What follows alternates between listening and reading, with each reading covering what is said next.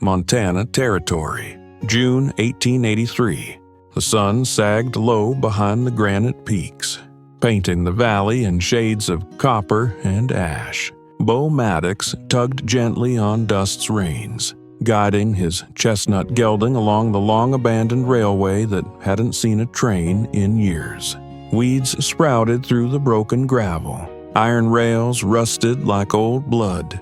He wasn't looking for anything that day, just quiet. But quiet broke when he saw her. A figure lay crumpled near the bend, right where the brush thickened around the tracks. One boot gone, dress torn, blood streaked across her temple like a cruel signature. Her body curled in on itself, fragile and unmoving. Bo dismounted in a breath. His boots crushed gravel as he strode forward, heart thudding louder with each step. "Ma'am," he said, voice low but firm. No response. He crouched beside her, gently touched her shoulder. Her eyes fluttered open, glassy and unfocused. Cracked lips parted, barely audible. Water. Bo didn't hesitate. He unstrapped the canteen from his saddle and held it to her mouth. She drank like someone who had been through hell and left without a map. When she coughed, he caught her with a steady arm behind her back. Her body trembled, but she didn't pull away. "You're safe," he said, voice calm as mountain stone. "I'm Bo Maddox. Can you tell me your name?" No answer, just a long blink. Her eyes closing again, he scanned her injuries. The blood on her forehead had dried thick, but her breathing was shallow and fast. Whatever she'd been through, it wasn't far behind. "You're hurt," he said gently. "We need to get you out of here." She opened her mouth just enough to whisper. "Where?" 15 miles east of Bozeman. Bo replied, "These tracks haven't seen a train since the flood took the bridge. Whatever happened to you, this ain't where it ends." Her head sagged forward. "All right," he muttered, more to himself. He slipped out of his long coat, wrapped it around her trembling shoulders, and lifted her into his arms. She was far too light. Bo mounted Dust slowly, settling her in front of him like something precious and fragile. Then, reins in hand, he walked the horse the entire way home. The prairie wind picked up behind them, but neither of them looked back. The cabin sat nestled in the crook of a pine-covered ridge, a modest 2-room structure Bo had built with his own hands the spring after the war ended. It was meant to be a place to disappear. That evening, it became something else. He carried the woman inside without a word, laying her gently on the spare bed beside the hearth. Her skin looked even paler against the patchwork quilt. He lit the oil lamp and knelt beside her, checking again for broken bones, for signs of worse. She didn't wake. Bo sat nearby most of the night, dozing off in the wooden chair, with his rifle leaned against the door frame and the fire crackling low. At some point, she stirred just a murmur and the flutter of her eyelids, but it was enough to keep him awake the rest of the night. Morning came slow and gray. She opened her eyes fully for the first time when the light slanted across the floor. Her brow furrowed, and she tried to sit up. Pain lanced through her ribs, and she gasped, collapsing back against the pillow. Bo moved from the stove in 2 strides. "Easy now," he said, setting the spatula aside. "You're safe. You're in my home." Her gaze darted around the room, then landed on him. Her voice was dry and scratchy. My name is Hallie Voss." He nodded. "That's a good start. I'm Bo Maddox." She gripped the quilt tighter. Her voice cracked with panic. "My daughter, my little girl, Glory, she was with me. Where is she?" Bo felt his stomach twist. "You have a daughter, 5 years old, brown hair. I remember holding her hand and running. There were men, guns. Then," her voice trailed off, "I can't remember where we were going, just that I had to get her away." Bo lowered himself into the chair beside her. "You don't have to tell me everything right now, but if she's out there, We'll find her." Hallie closed her eyes tight, tears threatening to spill. When she opened them again, something in her face had changed. Fear still lingered, but so did steel. We rode the tracks. I thought it'd be safer. I didn't know they didn't run anymore. They haven't in years, Bo said softly, but the land remembers things. So do I. She stared at him, uncertain. Will you really help me? I already am. At first lot, they saddled up. Hallie rode behind him, clinging with one arm while the other cradled the ache in her side. The morning air was sharp, pine-scented, laced with dust. Bo's eyes scanned the overgrown path like a man searching for ghosts. And then signs. A broken twig, a strip of cloth, a small footprint pressed into the damp earth. Hallie gasped. That's hers. That's Glory's. They followed the trail deeper into the trees until they heard it, a faint voice calling out hoarse and scared. "Mama." Hallie flung herself from the saddle before dust had stopped moving. She sprinted through the brush, knees given beneath her when she saw a small figure curled beneath a pine tree, clutching a ragged doll. "Glory," she sobbed, wrapping the girl in her arms. Glory clung to her mother, her voice thin but certain. "You came back. I will always come back for you," Hallie whispered, shaking. Bo stood nearby, silent, watching, feeling something old break open in his chest, something he thought had died with the war. "You saved us," Hallie said, voice trembling as she looked at him. Bo shook his head. "No," he said quietly. "I just helped." But the way her eyes met his told him it was more than that. For both of them, that night, the cabin no longer felt like it belonged to one man. A child's laughter, shy and tired, echoed faintly off the walls. Glory lay curled on a buffalo hide near the hearth. The ragged doll held tight against her chest. Her breathing had steadied. The bruises beneath her eyes, though still dark, no longer looked haunted. Hallie stood by the window, arms crossed over her chest, gaze distant. Bo brought her a tin cup of coffee, the kind strong enough to wake the dead. She took it with both hands, fingers trembling slightly. "You holding up?" he asked gently. Her voice was quiet, almost ashamed. "I don't think I've been all right in years." He nodded once. "Me neither." She looked at him then, really looked. "You live out here alone." "Since the war," he replied. "Tried cattle ranching for a while, but the soil's too lean.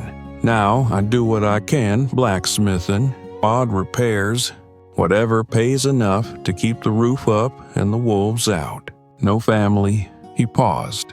"Not anymore." She turned back toward the dark beyond the window. "I don't know where to go now. We have no one left. No home. Nothing but what's in that satchel." Bo leaned against the wall, arms crossed loosely. "You've got each other. And you've got this place for as long as you need it."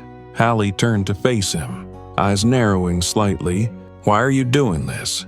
You don't even know me." He held her gaze without flinching. "When I found you near those tracks, I didn't think. I just acted.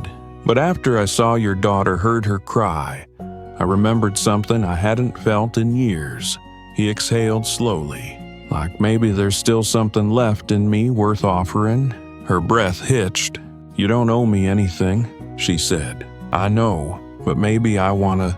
She stepped closer, slowly, cautiously, like a woman used to being struck for taking up too much space. Her fingers brushed his, not quite holding, not quite letting go. "I want to believe this," she whispered. I've forgotten how." Bo didn't push. He simply stood there, letting the space between them close on its own. "Then we'll relearn it," he said. "Together." 3 days later, Hallie was helping him repair a broken shutter, sleeves rolled, sun on her back. She moved stiffly, but worked without complaint. Glory ran circles around them, giggling as she chased a chicken with one bare foot and a pine cone in her hand. That afternoon, They all sat on the porch steps, Glory asleep with her head in her mother's lap, and Bo sitting nearby, sharpening a draw knife. Hallie glanced down at the child, brushed a thumb over her brow. She used to cry every night, she murmured, loud enough to wake the whole camp. Now she sleeps like she's finally safe. Bo looked at her gently. She is. So are you? Hallie didn't answer right away. She just smiled, soft and fragile, and for the first time in a very long time, it reached her eyes. The days began to stretch into something soft, almost rhythmic, like a song they'd once forgotten how to hum, but now remembered together. Hallie cooked when her strength allowed. Her cornbread didn't rise and her stew was thin at first, but Bo ate every bite like it was gold. Glory followed him like a shadow, asking questions about horses, the blacksmith bellows, and why the sun rose on the wrong side of the hill. And each evening, once the dishes were done and Glory had dozed off curled in her mother's shawl, Hallie and Bo found themselves sitting a little closer by the fire. Some nights they talked, others they just listened to the wind through the pine needles, the crackle of logs, the steady heartbeat of peace returning. One dusky evening, as gold spilled behind the ridgeline and the meadow shimmered with grasshoppers, Hallie stood beside Bo in the pasture, watching Glory gather wildflowers into crooked bundles. "I haven't felt safe in so long," she said, her voice barely above the breeze. He looked at her, eyes steady. "You are now?" She turned toward him. "How do you know?" "Because I wake up every morning wanting to make sure you stay that way." Her breath caught. She didn't look away. A gust stirred her hair, and she reached out, not dramatically, not trembling, just sure. Her hand found his, rough palm to rough palm. Bo held it like it was made of truth. They didn't kiss, didn't speak again, but something was spoken all the same. By mid-July, Hallie walked easier. Her bruises faded. Her eyes no longer scanned the horizon with suspicion. Instead, she helped plant a second row of potatoes behind the cabin, carried water from the creek, and mended Glory's socks with even, practiced stitches. Bo had cleared space in the loft for her sewing, even built her a small workbench from pine slats. One morning, she returned from the trading post with a bundle of calico and coarse thread in her arms. "Traded the last of my lace kerchiefs," she said. "Figured I'd put my hands to good use." Glory beamed and waved a peppermint she'd been given by the storekeep. That night, after the child had drifted off mid-sentence with a primer still open on her chest, Bo and Hallie sat by the low-burning lamp, the room filled with quiet warmth. "She's different," he said, happier. "She used to cry in her sleep," Hallie whispered. "Now she hums." Bo looked across the table. "She's got you. She's got more than that now," Hallie said, meeting his gaze. He didn't answer, just nodded once, his heart tightening with something he hadn't dared to name. Not yet, but it was coming, steady as dawn. The weather shifted near the end of August. The mornings carried a sharper chill, and the wind smelled of pine smoke and the slow turning of seasons. Bo was in the back shed, shaping new handles for the plow, when the hoofbeats came up the trail steady, unhurried, but unfamiliar. Hallie stepped out from the kitchen, drying her hands on her apron. Glory peeked from behind her skirts. Wide-eyed, a single rider approached, lean and dusty, with a silver star pinned to his vest. Sheriff Holden Murdoch dismounted slowly. "Bo," he said, "didn't expect to find you this far off the map." Bo wiped his hands on a rag. "Wasn't looking to be found." The sheriff's gaze flicked past him, to Hallie and the child at her side. "Got word from a freight station near Fort Ellis. Burned wagon turned up in the brush. Found some letters inside. One had her name on it."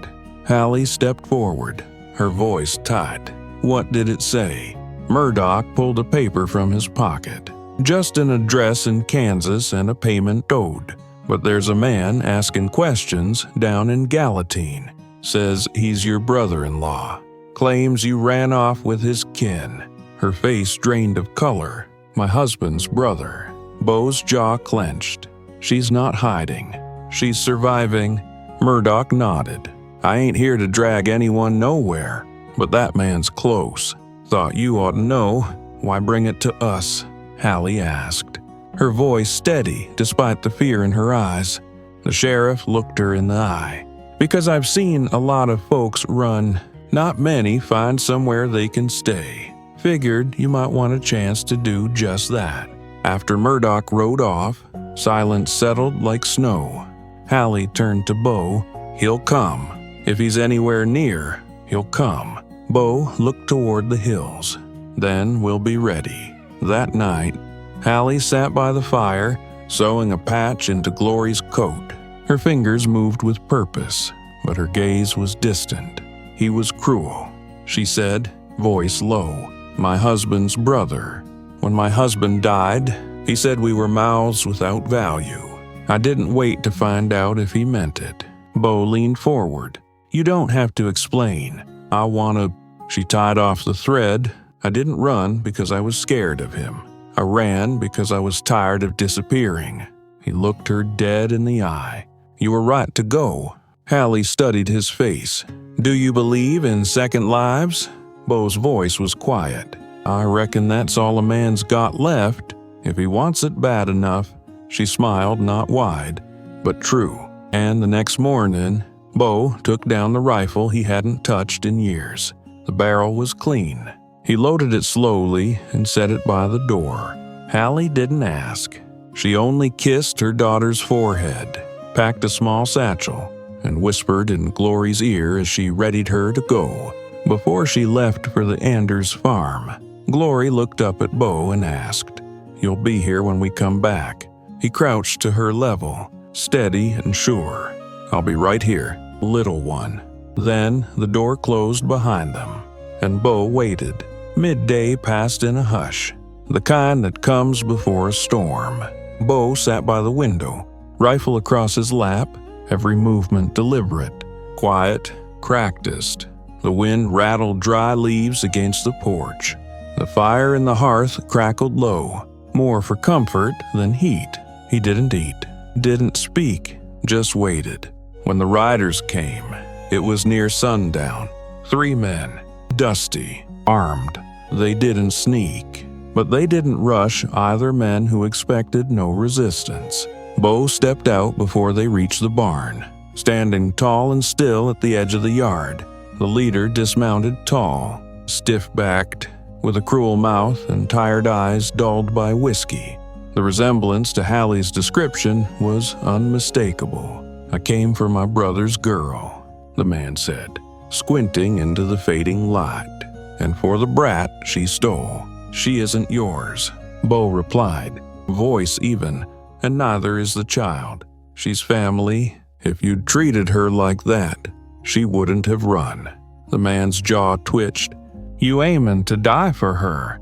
I'm aiming to build a life with her, and you've got no place in it." Silence stretched long and tense.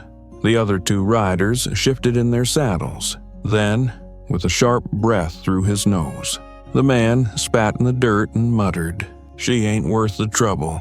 He turned, climbed into the saddle, and rode off without looking back. Bo didn't lower the rifle until they were specks on the ridge. Only then did he exhale. When Hallie returned that night, alone, wind clinging to her coat and dusk at her back, she stepped through the door and looked him over head to toe. "They came?" she asked. "They left?" She crossed the room slowly, eyes never leaving his. "You didn't have to stay." "Yes, I did." He reached up, brushing a stray curl from her cheek. His hand lingered. "I want to marry you, Hallie, not because it's expected, not because you need it, but because I love you." Tears welled in her eyes but didn't fall. "I didn't think I'd ever hear those words again," she whispered, "and never from a man who sees me clearly." I see a woman who built a life back out of ashes," Bo said, "and I want to build the rest of it with her." She kissed him quiet, full of certainty, her hands in his collar, her whole body leaning into the truth. When they pulled apart, she pressed her forehead to his. "Yes," she whispered, and that was all that needed to be said. They married in early October beneath a cottonwood tree where the leaves had turned to rusted gold, fluttering like tiny flags of fire. There was no preacher, no crowd, just Sheriff Murdoch in his cleanest coat, a small circle of neighbors, and the wind moving gentle through the hills. Glory wore her best boots, still too big, and scattered dried wildflowers in front of her mother with fierce pride. Hallie wore a simple dress she'd sewn herself from soft blue calico. Her braid was pinned neat, a ribbon threaded through it one of Glory's treasures saved from before. Bo had trimmed his beard and wore a vest she had mended the week before, the stitches small and careful. They stood facing each other, hands joined, no paper between them, only promises. "I don't need a ceremony," Hallie said softly. "I just need your word." "You already have it," Bo replied. "For every sunrise from here on." Glory slipped her small hand into Bo's, looked up at him, and asked, "Can I still call you Bo?" Bo bent down, smiled through a rough edge in his voice. "You can call me whatever feels like home." After the others left, and Glory had curled by the hearth with her doll and her blanket, Bo and Hallie stepped outside into the starlight. They didn't speak. They didn't need to. Their hands were clasped, their breath visible in the chill. "I never thought I'd belong anywhere again," Hallie said. "You belong here," Bo murmured. "With me." She leaned into him, his arms wrapped around her, holding her like something sacred. The weeks after were quiet, full, and real. The garden gave its last roots before frost. Hallie's sewing brought trade sugar, flour, coffee beans. Bo taught Glory how to mend tack and ride bareback in slow circles around the old corral. They built a chicken coop from scavenged lumber, planted plum trees, ate by lamplight, laughed in the evenings, slept with the sound of wind in the eaves and warmth in their bones. Glory grew strong, quick, curious. Her mother's steadiness lived in her spine. Bo's quiet watchfulness flickered behind her eyes. One golden morning, Hallie hung linens on the line while Bo chopped kindling nearby. She looked over her shoulder, wind in her hair, and asked, "Still glad you found us?" Bo wiped sweat from his brow and met her gaze not with surprise, but with the slow, settled warmth of a man who knew he'd already lived the best part of his life and was living it still. "Every single day," he said, and he meant it. Winter came slow that year, as if the land itself knew it had no need to rush. The first snow dusted the roof before Thanksgiving. Bo stacked firewood high against the cabin wall. Hallie laid jars of preserves in the root cellar, her hands no longer trembling with uncertainty, only steady with purpose. One morning, Glory woke before sunrise and crept to the window, her breath fogging the glass. "Mommy," she whispered, "the snow's here." Hallie joined her, arms wrapped around the girl from behind, their faces lit soft by the pale gray light. Bo stirred the hearth behind them, careful not to wake the house too fast. The smell of coffee and ash mingled in the stillness. After breakfast, Glory helped scatter seed for the hens. Her boots left tiny prints in the snow, and she sang under her breath a tune she'd made up, a melody with no words. Later that day, Bo found Hallie in the loft, sewing by the window. "You working on something new?" he asked. She held up a child-sized shirt, made from scraps of old cotton and a strip of blue from her wedding ribbon. "For Glory," she said, "something warm for Sunday." Bo stepped closer, brushed his thumb gently along her shoulder. "I was thinking," he said, quiet, Next spring, we could start that north field. Put in barley. Hallie looked up, eyes shining. You want to stay here that long? I want to stay forever, he replied, if you'll have me that long. She set the shirt aside and took his hands. I already have you. They stood there in the afternoon light. Two people who had lost nearly everything and still found something whole again. Not because the world handed it to them, but because they built it piece by piece, with trust, with grit, with love. Seasons turned. The coop filled with hens. The garden grew fuller each year. Glory carved her name into the barn wall beside Bo's. And every night, as the lamps burned low and the snow tapped gently against the window panes, Hallie and Bo sat together in silence, their fingers intertwined across the table, not waiting, just living, fully and finally, without fear.